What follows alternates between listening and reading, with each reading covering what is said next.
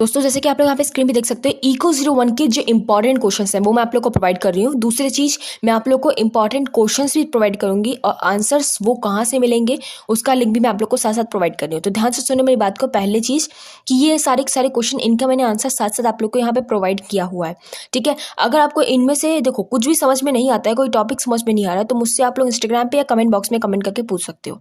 बहुत ही आसान है। अब कल का पेपर करना किस तरीके से, देखो ध्यान रखना है इस चीज़ का कि कल के एग्जाम में आपके पास ब्लैक पेन ब्लू पेन होना चाहिए, ठीक है, आंसर्स को लिखने के लिए। और अपनी चीज़ों को एक्सप्लेन करना डायग्राम्स की फॉर्म में।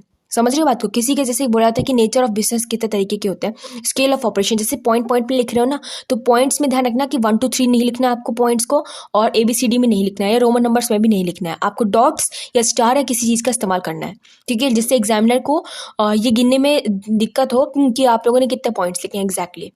और एक चीज़, आप यहाँ पे फ़ायदा रहता है इको 01 में कि आप लोग रिपीटेड वर्ड्स को इस्तेमाल कर सकते हो। रिपीटेड मतलब कि जो आपने लाइन लिखी है उसी चीज़ को दूसरी लाइन में अलग तरीके से एक्सप्लेन कर दो। समझ गए बात को। और यहाँ पे देखो ये सारे इंपॉर्टेंट क्वेश्चन है जो मैं आपको प्रोवाइड कर रही हूँ, ये डिफरेंस के साथ सारे इंपॉर्टेंट है, सभी के सभी मैंने आपको यहाँ प्रोवाइड कर दिए हैं, ठीक है। इनको करने के बाद आपको करना क्या है, देखो इन सभी क्वेश्चन के आंसर साथ साथ प्रोवाइड है, इनको रीड आउट करो। सिर्फ रीड करने से आपका सारा काम हो जाएगा कल के एग्जाम्स में, और अपनी मर्जी से वहाँ बना के लिखना, ठीक है। अब दूसरी चीज़ देखो, ये आप लोग का जो स्क्रीन पे दिखाई दे रहा है ना, ये एक वेबसाइट है जिसने मुझे प्रोवाइड किया क्वेश्चन है, ये इंपॉर्टेंट है, मैंने वो ऑलरेडी प्रोवाइड कर रखे अपने वाले में भी, तो आप यहाँ पे रिपीटेड हो जाएंगे आपके पास, लेकिन फिर भी आप इन सभी क्वेश्चंस को देख लेना, ठीक है। अब मैं आपको मेन चीज़ बताती हूँ कि जो आप लोग के मेन जहाँ पे इसके आंसर्स मिलेंगे, जहाँ पे और तरीके के आंसर्स मिलेंगे, और जहाँ पे नोट्स भी आप लोग देखो, यहाँ पे कोई भी डिस्कस नहीं करेगा कि ये 11th क्लास के नोट्स हैं, आपको इससे मतलब नहीं है। आप नीचे की तरफ आओगे, स्क्रॉल करोगे ना, तो आपके चैप्टर्स हैं nature and purpose of business, ठीक है, इसको ओपन अप करोगे ना इस तरीके से, मैंने यहाँ पे जैसे ओपन किया तो स्क्रॉल करोगे नीचे की तरफ, तो देखो यहाँ पे इकोनॉमिक एक्टिविटीज क्या होती है, नॉन इकोनॉमिक एक्टिविटीज क्या होती है, ये सभी इनके डिफरेंसेस यहाँ पे गिवन आउट पे है।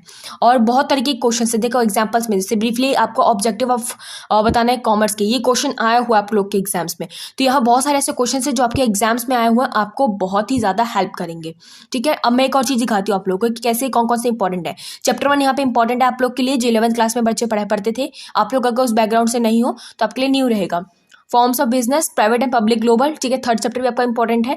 और बिजनेस सर्विसेज, ये सभी इंपॉर्टेंट है। इसमें कुछ लिमिटेड क्वेश्चन है जो आप लोग में भी दिए जाते हैं, ठीक है। तो लास्ट ईयर के क्वेश्चन पेपर्स का आप उठाओ, और जो मैंने अभी क्वेश्चन पेपर आपको दिखाया ना जिस वेबसाइट के, उसका लिंक मैं आपको डिस्क्रिप्शन बॉक्स में दे रही हूँ, और इसका भी लिंक आपको डिस्क्रिप्शन बॉक्स में दे रही हूँ। तो क्वेश्चन वहां से देखो, आंसर यहाँ पे आप लोग को मिल जाएंगे। जो आपके लायक लगता है कि हाँ ये क्वेश्चन आ सकता है और आपको लगता है, तो इन सभी का इस्तेमाल आप लोग कर सकते हो कल के एग्जाम्स में, ठीक है। एक्स्ट्रा में आपके एडवर्टीजमेंट वाले चैप्टर होंगे और 2-4 ऐसे चैप्टर्स और होंगे, तो उनको आप अपनी बुक से, जो आपकी ऑफिशियल बुक है इग्नू की, उससे आप स्टार्टिंग कर सकते हैं स्टडीज की, ठीक है।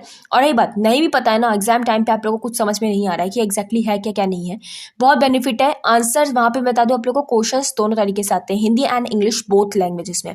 तो जो समझ में इंग्लिश में ना आए वो हिंदी में पढ़ के आप उसका आंसर दे सकते हैं अपनी भाषा में, अपनी लैंग्वेज में लिख के, अपने आप से, ठीक है। कोई जरूरत नहीं इसमें कि पढ़ने आपको स्पेशली पढ़ना ही पड़ेगा, ठीक है। समझ के बात को। और कुछ डाउट्स होते तो आप लोग कमेंट बॉक्स में मुझसे कमेंट कर सकते हैं। प्लीज़ चैनल को लाइक एंड आप सब्सक्राइब करके जरूर जाएं, क्योंकि आप लोग लाइक करना भूल जाते हो, तो प्लीज़ चैनल को आप लोग यहाँ पे वीडियोस को लाइक कर दीजिए जरूर।